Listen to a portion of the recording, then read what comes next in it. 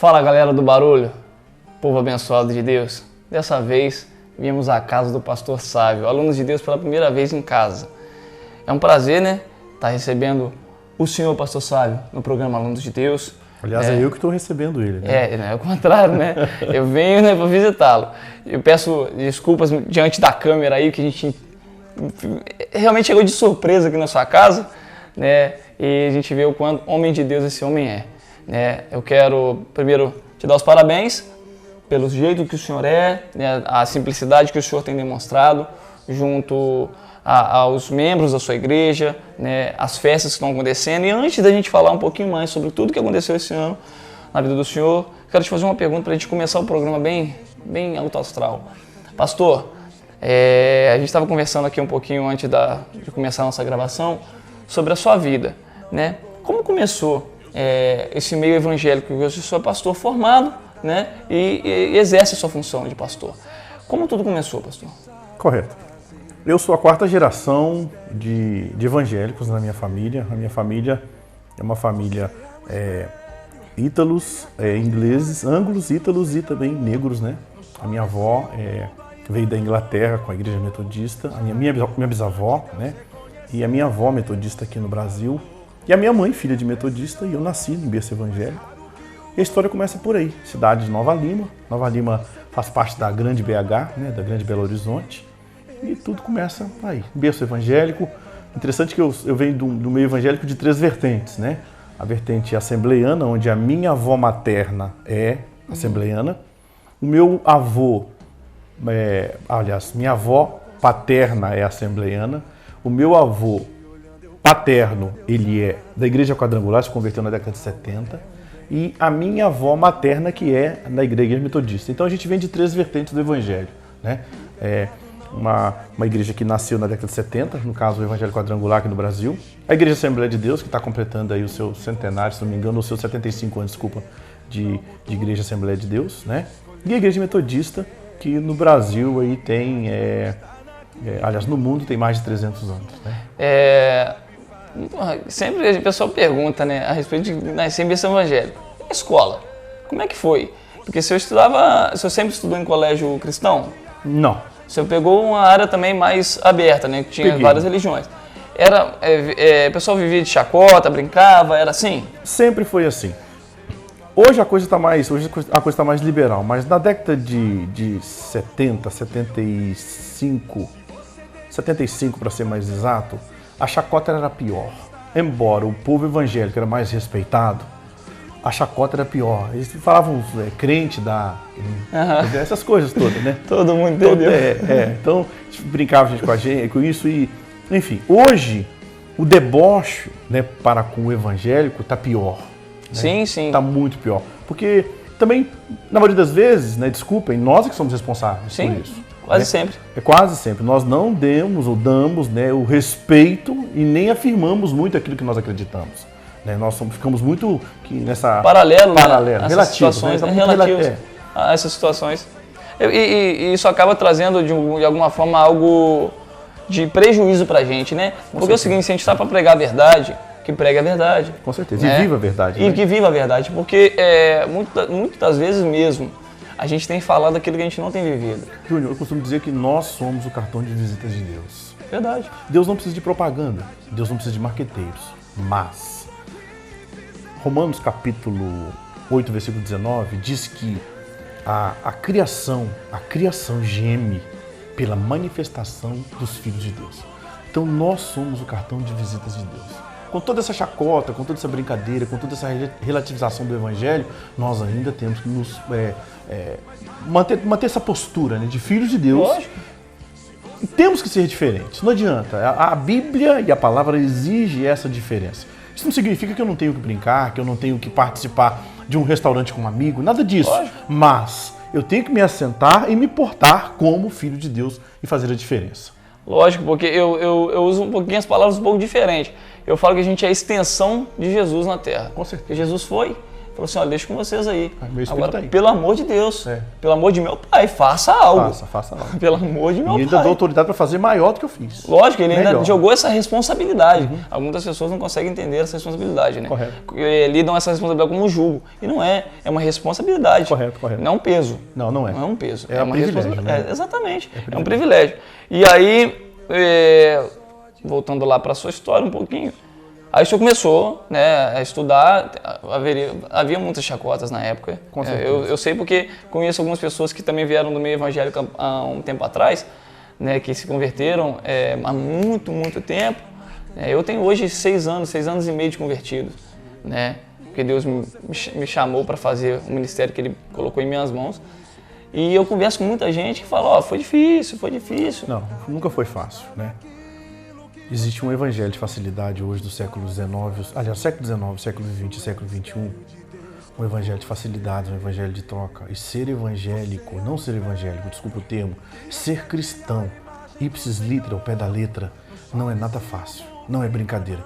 Negar a mim mesmo e optar pela palavra não é fácil.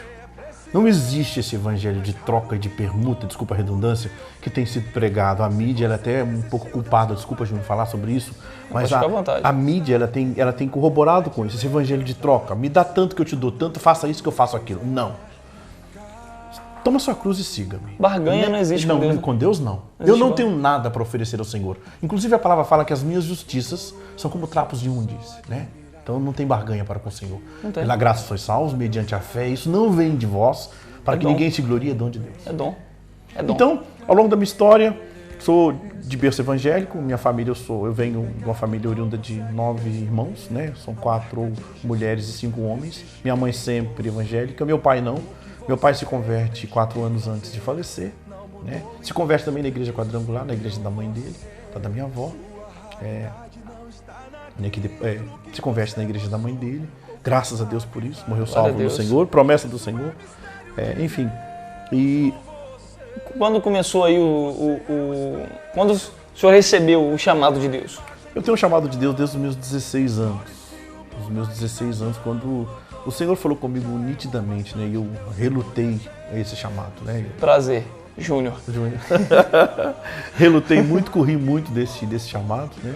E tem uma outra experiência, depois se for o caso a gente conta. Pode ficar à vontade. Mas eu relutei muito até que o Senhor fechou todas as portas, né?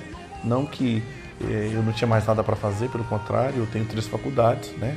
E eu não sou pastor porque eu não tinha nada para fazer, pelo contrário. Eu abandonei as outras profissões que eu tenho, né, para ser pastor por um chamado, por convicção, e ver que Deus também fechou todas as portas para que eu cumprisse aquilo que Ele tinha proposto na minha vida. O senhor falou algo muito interessante, e aí eu vou jogar um pouquinho de uma dúvida, né, como parte do corpo de Cristo, né, que todos nós somos participantes. O senhor concorda com uma vertente utilizada muitas das vezes aí, que pastor tem outra profissão, ou pastor deve ser só pastor? O que o senhor tem a dizer sobre isso? Sua opinião, pessoal. Júnior, existe diversos, por exemplo, na igreja metodista tem opção para você exercer uma outra profissão, né? E também não, né? Por exemplo, no meu caso, eu sou pastor tempo integral, sempre fui. Né? Tentei até outras vezes aí dar aula, clinicar, mas não foi o caso e Deus fechou todas as portas, né, no sentido. Enfim, hoje eu sou pastor tempo integral. Eu acho que o pastor tem que se dedicar para cuidar das ovelhas. Só que a igreja está crescendo de uma tal forma que como você vai cuidar? Antigamente as pessoas tinham o costume, igrejas menores, 30, 40 membros, 50 membros, você praticamente estava toda semana na casa dos seus membros. Hoje não, no caso da minha igreja, por exemplo, que tem 1.300, 1.400 membros, né? Não tem como eu visitar todo mundo. Mais complicado. É mais complicado. Isso não significa que eu não queira. Eu até quero estar todos os dias com ele, orando, chorando, sorrindo, tomando café, enfim, falando das maravilhas do Senhor, mas não dá. Então, eu penso que o pastor tem que ter dedicação integral. É o que eu penso. Sim, lembrando, gente, você que está em casa aí, Não vai tomar isso como um posicionamento ofensivo ou contrário. De maneira nenhuma. É o que eu penso. Pessoal. É pessoal. Eu acho que o pastor... Nessa hora a gente está jogando para lá a questão de ser pastor e não é um pensamento pessoal dele. Com certeza. Tá? Se você, pastor... E meu também. Eu também não concordo que pastor tem que ter um serviço adjacente. Eu não concordo. Porque se Deus te chamou para fazer algo 100%, se dedique 100%. Com certeza. Porque senão, realmente, o diabo, que ele maquina muito bem as coisas dele, ele vai investir muito grande nessa área. Né, que realmente, eu acho muito sério, opinião própria. Que você que não tenha, que possa me chamar para ir na sua casa, que a gente vai te visitar e que você também exponha a sua opinião, sem problema nenhum. Amém. Tá? Sem problema. Pastor, aí o senhor teve chamado aos 16 anos. Correto. Pesado, porque eu tive também aos 15, quando eu fui a primeira vez na minha igreja, na metodista, e não fiquei. Correto. Fui embora. Aos 18 eu fui pai. E às 19 eu me converti, né, porque eu queria passar algo pro meu filho na época. Né, então eu não nasci em berço evangélico e o chamado de Deus veio a bater mais uma vez na minha porta aos 22 anos e eu relutei, 23, 24 e esse ano eu falei assim, Deus, então abre as portas. Já que o Senhor quer, então faça, né, porque eu vou estar disposto. E depois disso, Deus tem aberto as portas aí em vários lugares para eu ir, falar do amor de Deus, falar do que Deus tem feito. Aos 16 anos, realmente parece um pouco confuso a sua mente. Só que o senhor falou algo que foi muito bacana, que o senhor falou assim, e eu entendi nitidamente o que Deus falou. Como foi isso? Aos 16 anos, entender que fala assim, é Deus mesmo que está falando comigo. É bem subjetivo, mas é a minha experiência. Lógico. Né? Bem subjetivo, mas é a minha experiência. Eu tive uma revelação, não foi sonho, não estava dormindo, nada disso. Eu fui arrebatado, né? Eu não estava dormindo. Falar, você dormiu de barriga cheia, sonhou com isso. Não, pelo contrário. Estávamos conversando numa reunião de oração, onde eu verdadeiramente adormeci na reunião de oração. Fiquei 6 horas adormecido e tive uma revelação. E coisa assim que o detalhe é muito grande, não tem como falar aqui nesse programa. E também não tem nem como transparecer isso, porque não dá. Não é algo que você tem que viver. Não tem. Então assim, eu digo subjetivo porque foi uma experiência minha. Não tem como mensurar isso, entendeu? Não tem como ser padrão. Não tem como ser padrão. É uma coisa minha e não teve como fugir. Interessante que nesse dia onde isso aconteceu, eu fiz uma oração de manhã, onde eu tinha discutido com o meu pai. Eu discuti com meu pai e eu achei que Deus estava sendo injusto comigo. E eu fiz na minha oração o seguinte: parece que o Senhor, Deus, tem prazer da minha desgraça. Esta foi a minha oração de manhã. Quando foi à noite, o Senhor fala comigo nitidamente: filho, para te demonstrar que eu não tenho prazer na tua desgraça, arrepende-te das tuas palavras. Pessoa que falou comigo não tinha nada a ver comigo, não tinha nem estado comigo durante o dia. Então é por aí, para você entender mais ou menos como foi o chamado, é por aí. Então é uma coisa muito minha, pessoal mesmo, muito pessoal e é o chamado de Deus. Tenho 22 anos de ministério. Uau! 22 anos de ministério. Sou um bebê na fé ainda, né? 49 anos de igreja, 22 anos de ministério, estou aprendendo muito, erro demais. Enfim, e a gente está aí para fazer a obra do Senhor. A partir dos 16, chamado, apto a aprender, aquele que está apto a aprender, né, vai ser sempre apto a ensinar. Aquele que não está apto a aprender, infelizmente, não vai estar nunca apto a ensinar. E o senhor entendeu muito bem isso. 16 anos, chamado. Quanto tempo demorou para entrar na faculdade? Esta era a resistência que eu disse. Todos os cargos praticamente da Igreja Metodista eu ocupei, desde presidente juvenil, presidente de jovens, coordenador de escola dominical, enfim, secretário correspondente de federação, essa estrutura que a Igreja Metodista tem no Brasil, né? Lembrando que muito organizado. Muito, né? A Igreja Metodista é muito organizada nesse sentido, né? A organização dela, né, ela tem uma organização muito pesada. E hoje eu sou superintendente distrital, eu tomo conta de 22 igrejas para você entender mais ou menos, né? No distrito da Zona da Mata eu sou responsável por ele, abaixo do bispo Roberto, bispo da 4ª região eclesiástica. De 16 até os meus 24 anos eu resisti. Com 24 anos eu me formei, eu fiz a minha primeira faculdade, 18 a 24 anos. Não exerço a função, né, por diversas razões. Já exerci a função, hoje não exerço mais. Né? Você tem como falar qual é? Tem sim. Sou formado em psicologia, não exerço mais a função. Já exerci, sou formado em filosofia também, sou formado em teologia. Uau! Então, Bom, você falou bom, mas eu pergunto... Por quê? Pra quê, né? O seu chamado era outro. O chamado era outro. Perdi tempo? Talvez não. Talvez fosse uma ferramenta para o ministério hoje, tem sido uma ferramenta no aconselhamento, entendeu? Enfim, para preparação, né? Preparação. Eu acho assim, há um tempo atrás eu achei que eu perdi tempo. Hoje, com a maturidade, se é que eu tenho, eu vejo que foi propósito de Deus, permissão de Deus para que hoje eu tivesse uma outra cabeça. É o que eu entendo.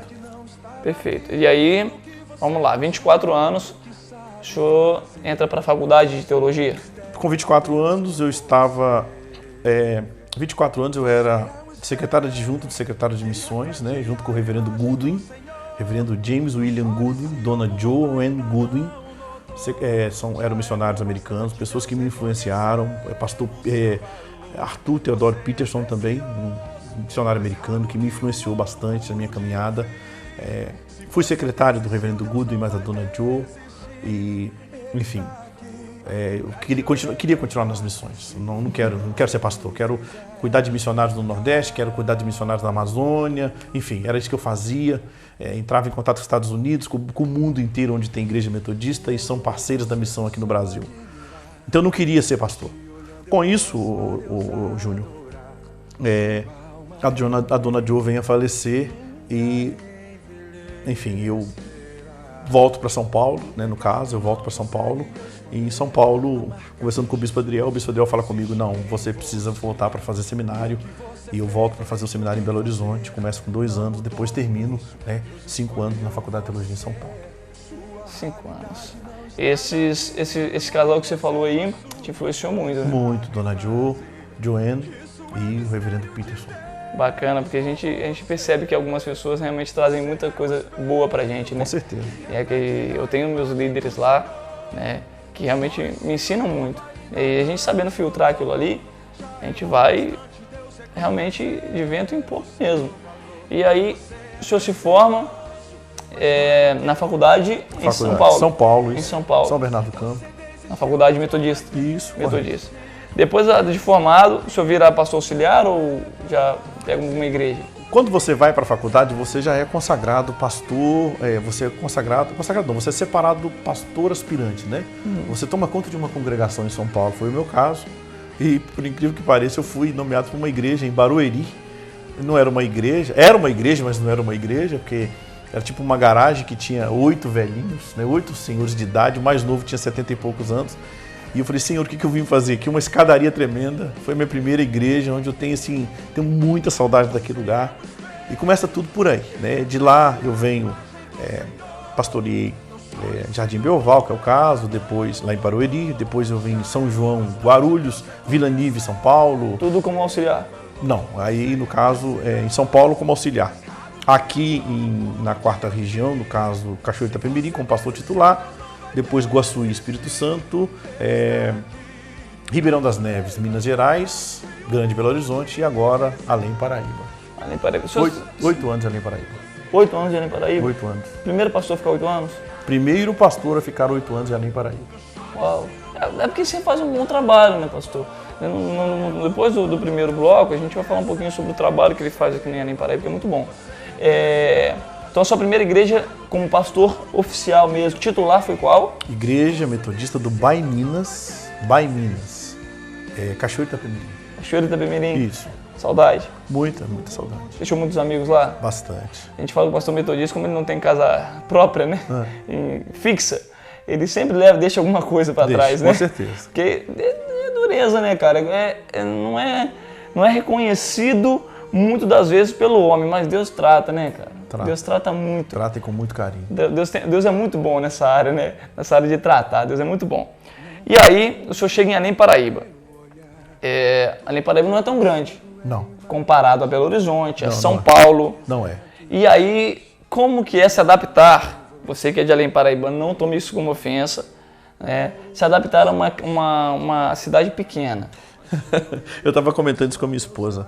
Rapaz, é sui generis. Adaptar numa cidade de 39 mil habitantes, que não tem 39 mil habitantes, né? Uma cidade pequena onde tudo é visto, enfim, tudo é cobrado, não é uma tarefa muito das fáceis, né? Mas nós estamos aqui há 8 anos. Eu sucedi um pastor, pastor Wesley Nascimento, um senhor pastor, uma pessoa assim fantástica, né, que fui ajudante dele em São Paulo, na época ele era pastor titular, já você viu, eu vim sucedê-lo aqui em Além Paraíba. Que pode, né? Um pastor extremamente dinâmico, né, todo mundo conhece o pastor Wesley, meu amigo pessoal, né, amigo mesmo, e não foi uma tarefa fácil. Quando você substitui que está dando errado, tranquilo. Mas só que não, o caso dele não, o caso da igreja estava indo de vento em popa, entendeu? Estava tudo muito bem. E é o que Josué assume, Moisés deixa e Josué assume. Uma bomba. Ele teve medo, e foi o que aconteceu comigo. Eu falei, Senhor, e aí, eu vou suceder o Wesley. E o Senhor conhece o Wesley, o Senhor sabe como do que ele é capaz, coisa que ele faz que eu não sei fazer, entendeu? Mas foi assim. E não é uma tarefa muito fácil ser pastor numa cidade do interior, não é muito fácil. É porque o que faz todo mundo sabe. Com certeza. Todo mundo vê, né? Todo mundo sabe. E realmente eu fui muito feliz quando falo de Josué, né? Que realmente Moisés tinha feito quase todo o trabalho. Aí fez tudo. Por um detalhe, ele não vai entrar na terra prometida, ele só apenas vai ver. Mas ele já está ciente que ele só vai ver. Correto. Ele fala, Josué, o problema agora é seu. Não tem mais nada para fazer. Agora é contigo. E aí cai logo no Senhor. Você fala assim, e agora? Mas hoje eu vejo, tenho contatos com muitos membros da sua igreja, né? Te conheço há pouco tempo, mas já conheço um pouco do Senhor. Eu vejo que realmente o Senhor faz um excelente trabalho. A gente sabe que muita coisa tem que mudar em todas as situações da igreja hoje, né? Só que tem pastores que são agraciados por Deus, né? A gente vê isso aqui em Além Paraíba, a gente vê isso na cidade de Carmo, né? Hoje a gente tem dois pastores auxiliares, que é a pastora Simone em Duas Barras e o pastor Emiliano em Sumidouro, né, da nossa igreja, que são as congregações. A gente vai para um breve intervalo, né? Só fica aí maquinando aí o que a gente vai falar no próximo blog. A gente vai falar sobre a festa do milho, que é a porta de entrada para evangelização, pelo menos para mim, que eu não conheço um pouco da festa do milho. A gente já falou um pouquinho da festa do milho lá no nosso programa, falou um pouquinho, quando a gente foi anunciar que a festa do milho ia acontecer, a gente falou um pouquinho das pessoas que vieram. Então você que está em casa aí, está com sede, está com vontade de ir no banheiro, vai agora, que quando a gente voltar, a gente vai falar de uma parte sensacional, de um trabalho magnífico que esse homem tem feito na cidade de Além Paraíba. Aguarda a gente voltar aí. Um abraço.